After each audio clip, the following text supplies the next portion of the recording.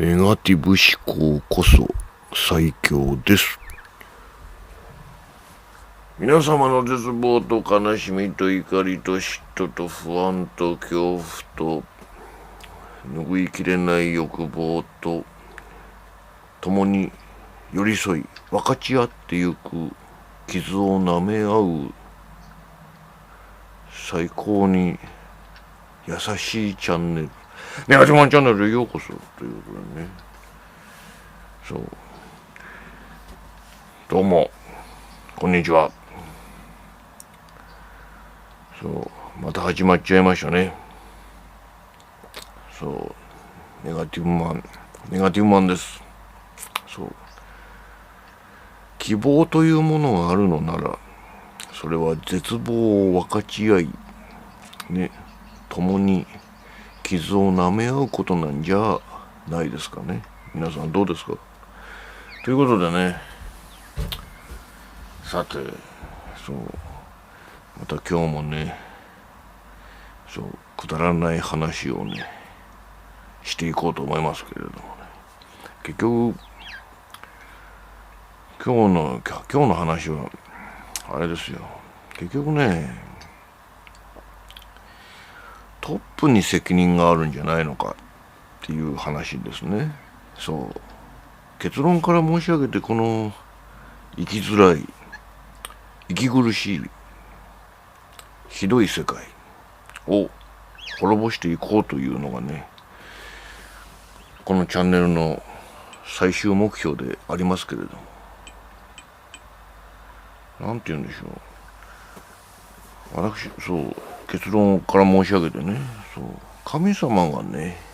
いや神とは宇宙人的なね怪しい存在なんじゃないのかと私は思っておりますけれども、そうこの世界が苦しく地獄なのはね、やっぱり神様の設計ね、宇宙人かもしれませんけれどもね、人間の設計、この世界の設計ね、地玉と書いて地球ね、この宇宙ね、この設計がまずいからゆえなんじゃないのかなと思いましてね。そうだからトップに責任があるんじゃないのか。トップに責任があるって、小さいところでね、私そう昨日今日とね、非常にね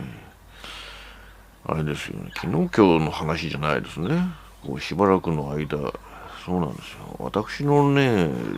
私労働反対純情派ですけれどもね、労働反対純情派の私がね労働している労働場はね、こう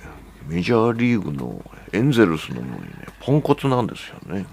信じられないようなねポンコツぶりを発揮するわけですよね。非常にね、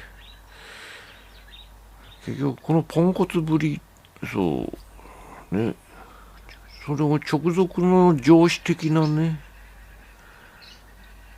やつらね、皆さんもいると思いますけれどもね、そういう連中が無能っていうかね、そういう連中と喧嘩をしたりとかね、無能だとか言ったりとかね、私の労働場でもね、長年ね苦しまされていますけれどもね、まだ部外者なのにね、なんか首を突っ込んでね、非常に気持ち悪い顔をしてね、気持ち悪いやつらとね、気持ち悪いやつがいるんですけれども、そいつとね喧嘩をしてもね、そいつを擁護するようなねことをするわけですよね。トップはね、社長はね、なんて言うんでしょう。よくよく考えてみると、そういう上司とかね、そういう気持ち悪いやつとかを野放しにして、ね、きちっとコントロールしないっていうことがあるんですね。これ全部トップが悪いんですね、これ。ね。あなたの労働場もきっとね、エンゼルスのようにポンコツだと思うんですけど、つまり、ね、オーナーだったり GM だったりっていうね、トップの人間がね、非常にポンコツなんですよね。そうであるようにですよ、やっぱりこの世界全体もね、この世界全体がポンコツでね、死にたくなるようなね、世界で地獄であるっていうのはやっぱりね、トップがおかしいんですよ。ね、失敗しているんですね。というね、当たり前のことにね、最近気づきましてね、ダメだなと思うわけですよ。ね、最近そうですよ。都知事選がね、近づいてますね、都知事選。ね。小池百合子とね、蓮舫と石丸とかいう人のね、三つどもえになりそうですけど、いろんな人から僕もね、都知事選出ようかなと。都知事選で思い出しましたけどね、話が脱線していきますけれどもね、あれですよ。昔ね、酔っ払いのおじいちゃんに絡まれたことがありましてね、酔っ払いのおじいちゃんに絡まれて、いろいろ話をしていくうちにね、いや、君はね、都知事になる器があるよっていうね、唐突なね、器の話になったんですね。で、私は人生が終わって間もない頃で何を言ってるんだと。そんなことあるわけじゃないじゃないかっていうことをね、盛んに反論してみたんですけどね、いろいろ話を、いや、俺は人を見る目があるんだと。ね。君は、ね、この都知事になれるぐらいの器はあるよっていう話をね、されてね、で、私もね、酔っ払いのおじいちゃん、そんなに褒められるとちょっとね、気持ち悪いなと思って、それでもね、分かったと。そこまで言うんだったらばね、ビールをおごってやろうっていう話になって、ビールをおごってやったんですけど、まあね、この話を思えばね、このチャンネルも丸3年を迎えますけれども、どこかで話してると思いますけれどもね、ね、何の話でしたっけ。都知事選ね。都知事選、皆さん知ってますか。都知事、蓮舫、知ってますか。蓮舫の本名というか名字は斎藤って言うんですよ。斎藤蓮舫って言うんですよ。そのくせ、じゃあ斎藤蓮舫で出ればいいじゃないですかね。おかしな話ですね。おかしな話だなと思って。斎藤蓮舫で都知事選に出ればいいじゃん。なんで蓮舫ってね、芸名みたいなね。ネガティブマンが都知事に出るんだったら、マンって出るようなもんですよね。ネガティブが名字なのかっていう話でもありますけど。いや、でもね、やっぱりトップってすごくね、トップに責任がありますよ、やっぱり。というね、とてつもなく当たり前のね、ことに最近気がついて腹が立ったんですけどね。人はね、目の前にいる人だったり、目の前にいる身近なね、人に怒りというものを覚えがちですけれども、そうじゃないんですよね。だって、その直属のね、上司だったり、上司的なやつらをね、抜擢したり、その任務に当たらせたりするのはですよ、トップなんですよ。ね。社長だったり、オーナーだったり、ね。または株主だったり、みたいなね、そういう世界ですよね。だからそういう、ね、そいつが無能なんですから。無能というかね、ポンコツっていうかね、さも善人なような面をして結局のところね、何もやってないっていうね、労働もしていない。トップがダメだとダメですよね。そうなんですよ。そこでね、都知事だけじゃなくてね、国のトップもそうですけれども、トップになったらね、まあ国会議員とかもね、賛成の票がね、大切だっていう時もありますけれども、結局のところビジョンを示してね、国民の支持っていうものを背景にすればね、そう、国会議員の頭数を揃えることぐらいは可能なはずですよね。それがね、ビジョンも示せずにね、消費税を増税したりとか、あらゆる増税をしてみたりとか、もうろくなもんじゃないですよね。そう。トップなんですよね。当たり前の話なんですけれどもね、トップを批判してるばっかりじゃ、なんかね、ありきたりだなと思いがちですけれども、やっぱりトップが大切ですよね。そう。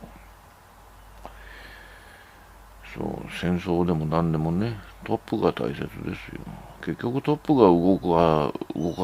動かしていくわけですからね。そう。その点ね、ウクライナの戦争でもね、トップがね、あれですよ、無能だとダメじゃないですか。プーチンは無能ですよ。やっぱり私のようなね、天才ネット軍師をね、そう、起用していればね、そう、開始直後にね、キエフに小型の核、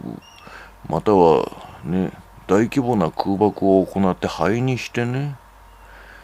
そう、ゼレンスキーとかいろんな連中が動く前にね、戦意を喪失させてこう、ね、心をまず折るっていうね、そう、なんて言うんでしょうね。ちんたらしてるうちにね、相手が迎撃態勢を取るっていう、そういう感じにさせてしまったのがね、一番のこの戦争が長引いたね、原因ですよね。私の尊敬する孫子、ね、孫子の兵法で有名な孫子もね、口酸っぱくなるほど、ね、前編にわたって、ね、戦争はね、速さであると。ね、早く終わらせるっていうことが重要である。ね、早く決するっていうことがね、勝つということに勝利に、ね、一番大切なことなんだよということを何度も言ってますね。まあそれはそれとして、そう、何の話でしたっけ。そう、トップが大切なんだっていうことにね、気がついてね。そうね、歴史を見てもそうですね。トップが大切です。というね、当たり前の話を、じゃあなんだと。じゃあこのね、現状の何とも言えない、この醜い世界、地玉の地表で行われるね、人間の醜い生活、争い、ね、これはやっぱり神という名の存在なのか、ね、宇宙人が人工的に作り上げたのか、人工的っていう話もおかしいですね。宇宙工学的に作り上げたのか知りませんけれどもね。創造主、この宇宙の創造主の設計がおかしいんじゃないのか。ね、天才ネット軍師もね、ようやく分かり始めましたよ。そう。トップがダメなんじゃないのか。トップがポンコツなんじゃないのかっていうね。そう。ですからね、今日もね、うんざりした気分でね、生きてるわけですけれども、人間社会ってね、やっぱ滅ぼさないといけませんね。というね、なんかね、ありきたりな真実を語ってみましたよ。いや、本当にね。そう。トップにも、あなたがブラック、そう、世の中のブラック会社もね、そのトップが頭おかしいんですよね。結局ね。そう。頭おかしい現状を変えようともしないでそのままにしておく。ね、ポンコツだから、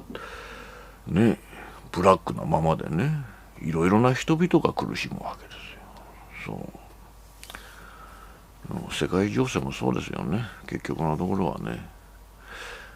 そしてこの世界をね、大失敗作にしたね、宇宙人なのか神なのか知りませんけれどもね、そのポンコツなんですよ。ですからね、あなたが苦しむ必要性は本当はないというね、ありがたいお話でしたね。そうということでね、今日はそうトップが重要なんじゃないのか、ね、トップがポンコツだと組織がポンコツになって全てがポンコツになるね。メジャーリーグのエンゼルスのようにね、ポンコツになる